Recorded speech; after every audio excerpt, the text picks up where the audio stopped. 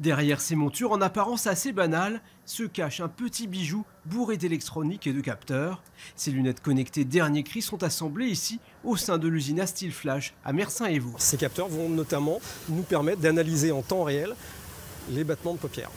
À chaque fois que je cligne les yeux, vous avez sur votre smartphone la capacité de voir le mouvement, la vitesse et l'amplitude de mes battements de paupières. Une information capitale, elle permet de détecter les risques d'endormissement au volant, cause fréquente d'accidents. Les lunettes vous alertent par une sonnerie et un message sur votre téléphone. Alerte endormissement, veuillez vous arrêter dès que possible.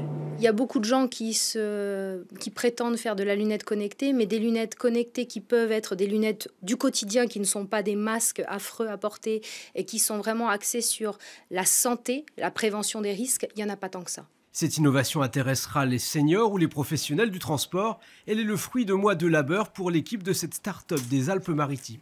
On a 23 grammes d'intelligence 100% française. Et là, merci à tous nos sous-traitants, merci aux équipes, puisque ce produit est fabriqué 100% en France, sur divers sites industriels.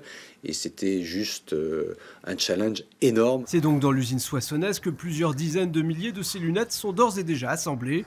Elle a été choisie pour son savoir-faire. Ça a été un véritable partenariat, c'est-à-dire que c'était un travail d'équipe de nos différentes équipes techniques qui nous ont amenés à pouvoir industrialiser ce produit. Et puis aussi avec les mains expertes de nos opératrices pour arriver à ce résultat que l'on connaît aujourd'hui.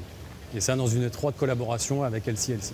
Coût d'une paire un peu moins de 300 €, les lunettes Prudency ont déjà séduit un grand réseau d'opticiens et seront commercialisées à compter de janvier.